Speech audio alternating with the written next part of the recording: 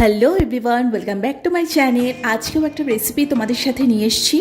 তো এই রেসিপিটার নাম বলা যেতে পারে ক্রিসপি ফ্রাইড চিকেন। তোমরা যে কোনো একটা নাম দিয়ে দিও।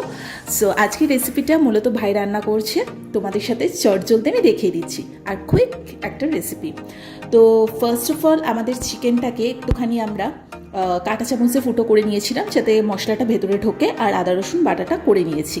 এরপরে যেটা দিয়ে ম্যারিনেশন করা হবে সেটা দেখিয়ে দিচ্ছি। একটা পাত্রে soya sauce, red chilli sauce, tomato ketchup, তার সাথে আদা রসুন বাটা, তারপর চিকেনটা দিয়ে দেবো এবং পাতিলেবুর রস এখানে অ্যাড করে দেবো এবং তার সাথে অবশ্যই পরিমাণ মতো লবণটা অ্যাড করব, শুকনো লঙ্কার গুঁড়ো অ্যাড করব।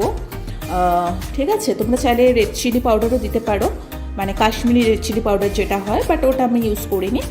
আর তার সাথে একটু গোলমরিচের গুঁড়ো দেবে, দিয়ে খুব ভালো মতো ম্যারিনেট করে যতটা তোমাদের ইচ্ছে তোমরা ম্যারিনেট করে রেখে দিতে পারো। 2 ঘন্টা 3 ঘন্টা ওভারনাইট যত বেশিক্ষণ ম্যারিনেট করে রাখবে চিকেনের মধ্যে মশলাগুলো কিন্তু ঢুকে যাবে। তো আজকের এই চিকেনের রেসিপির পদ্ধতিটা একটু অন্যরকম, সেই টুইস্টে তোমাদের সাথে শেয়ার করব।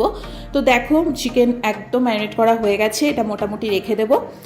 এরপরে যে প্রসেসটা করতে হবে, আমি লবণটা অ্যাড করতে তখন ভুলে গেছিলাম, সেই জন্য আবার পরে ক্যামেরাতে দেখিয়ে দিলাম।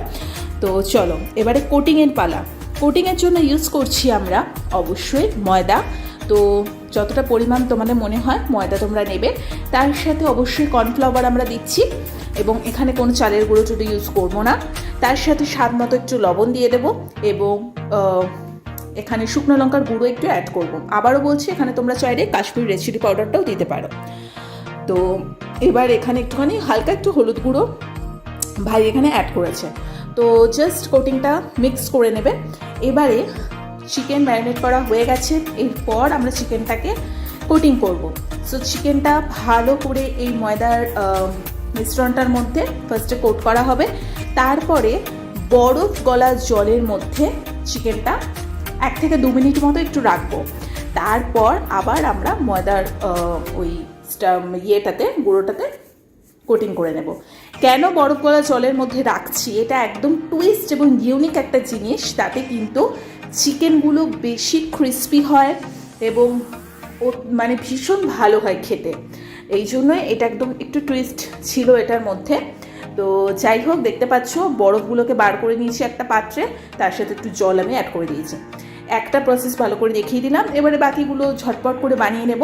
মোটামুটি আমি এখানে 5টা পিস মতো চিকেন বানানো হয়েছে। তো এই তোমরা যারা জানো না এই জলের প্রসেসটা, বরফ গলা জলের মধ্যে ডুবিয়ে রাখার প্রসেসটা, তারা আই থিঙ্ক আমার ভিডিও দেখে একটু হলেও জানতে পারলে। আমি নিজেও জানতাম না, ভাই এই টুইস্টটা আমাকে জানালো। যাই হোক, এবার অ্যাজ ইউজুয়াল তেল গরম হয়ে গেছে, এবার ছেড়ে দিয়ে ফ্রাই করে নিলে কমপ্লিট।